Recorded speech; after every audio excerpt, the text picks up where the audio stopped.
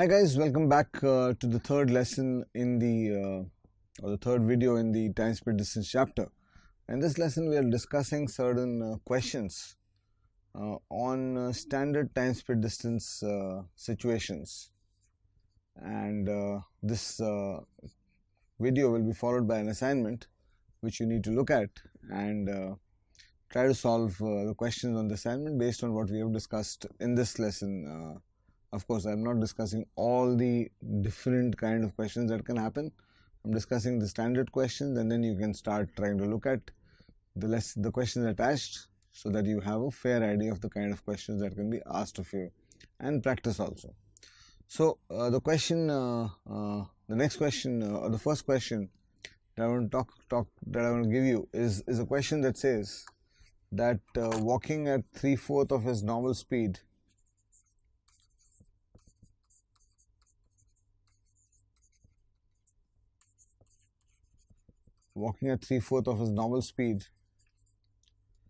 Abhishek is 16 minutes late in reaching office.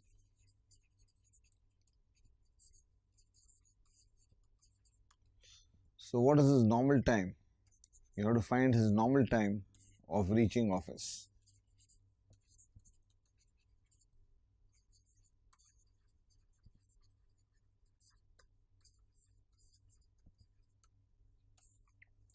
So in this situation, when you start looking at a situation like this, what you see is that you have a journey from his home to his office that is described in two ways here. One is his normal speed and his normal time, and the second is 3/4 speed, and his time goes to t plus 16 in minutes. His normal time increases by 16 minutes. That's what the question says, because you assume that if he's on his normal speed, he would reach home, he would reach his office on time. So what you need to first see in this question, or first visualize, is that there are two motions in this question. There are two motions, and for both these motions the distance is same, which means we have a distance constancy situation.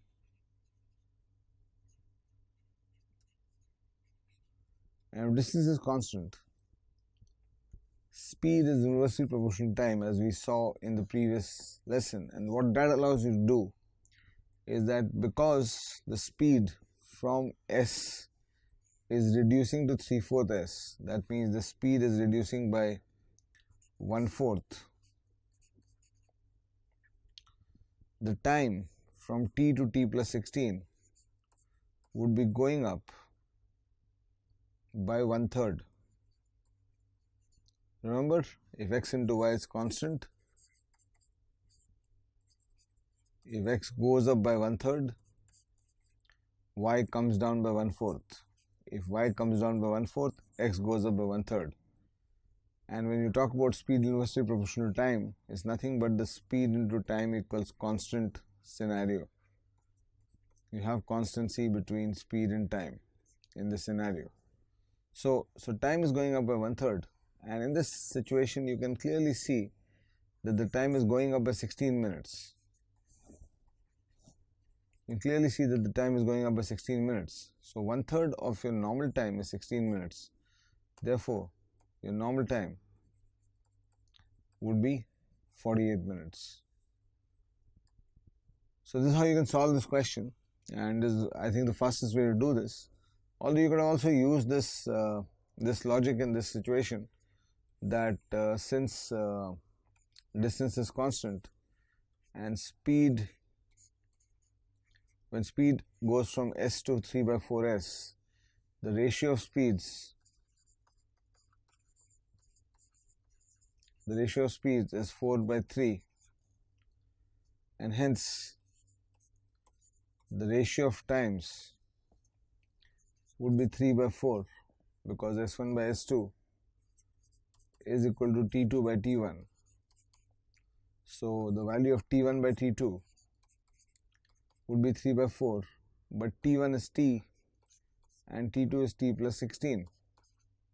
So you are in a ratio situation where you know that there is the ratio 3:4, which is in time terms t and t plus 16, and using the multiplier logic which we have discussed in the ratio chapter, a difference of 1 is a difference of 16, and hence the value of t is 48, because you need to multiply 3 by 16 to get the same outcome, or the correct outcome in this situation.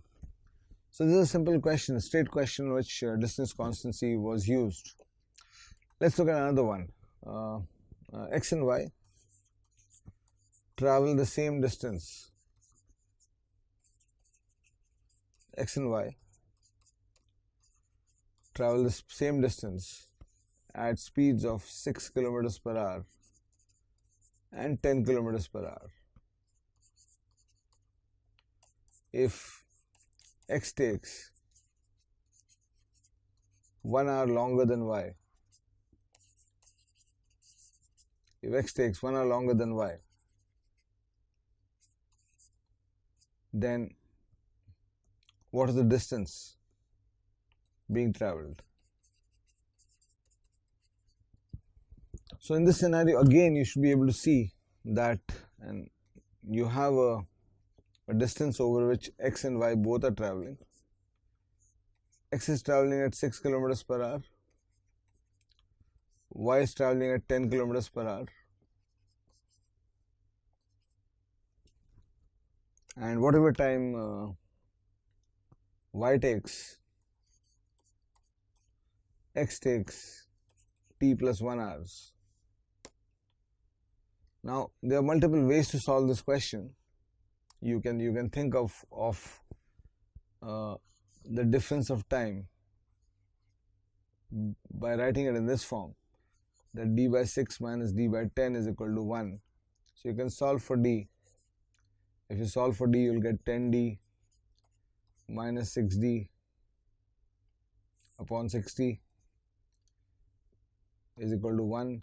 So you end up with 4d is equal to 60, and hence d is equal to 15.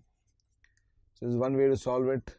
Another way to solve this is that the distance is constant, the 6 kilometers per hour into t plus 1 is equal to 10 kilometers per hour into t,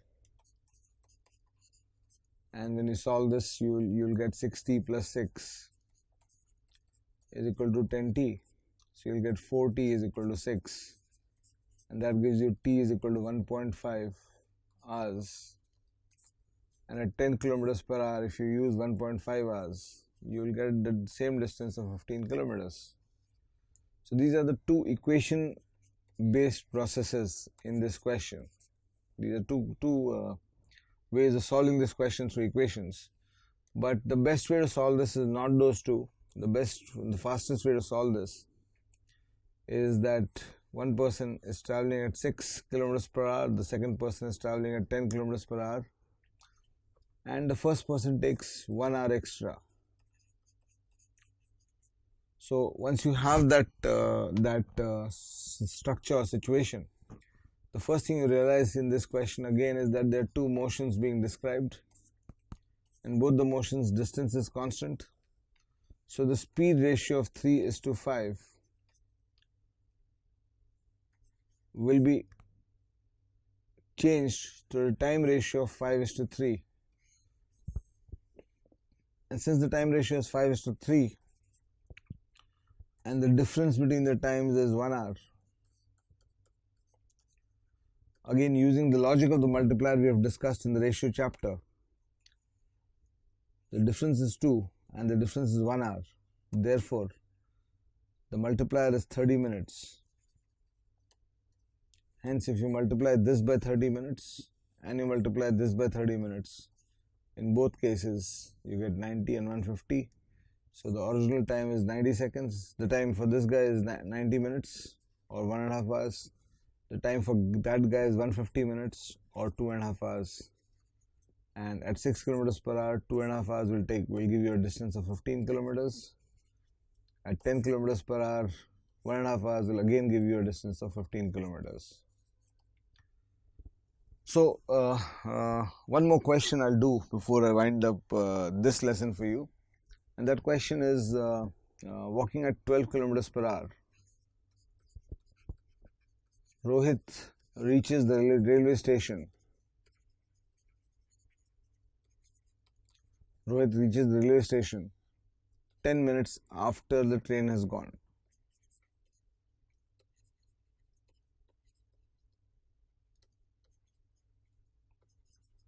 Walking at 12 kilometers per hour, Rohit reaches the railway station 10 minutes after the train has gone.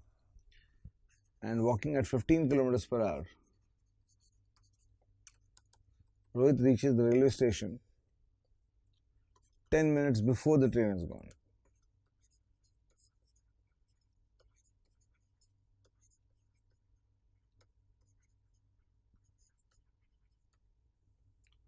Find the distance from his home to the railway station, assuming that he's starting from home on both days.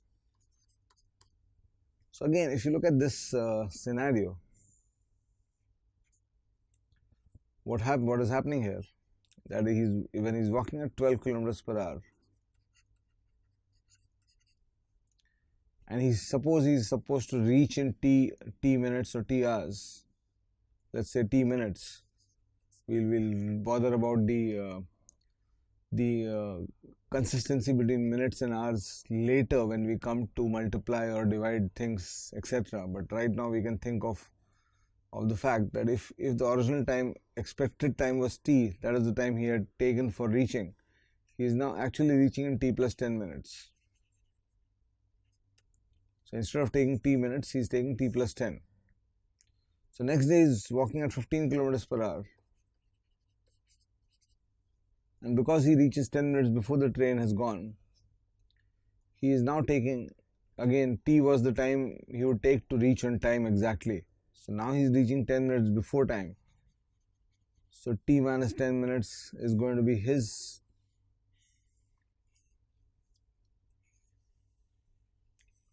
timing now. And again, in this question, if you see two motions,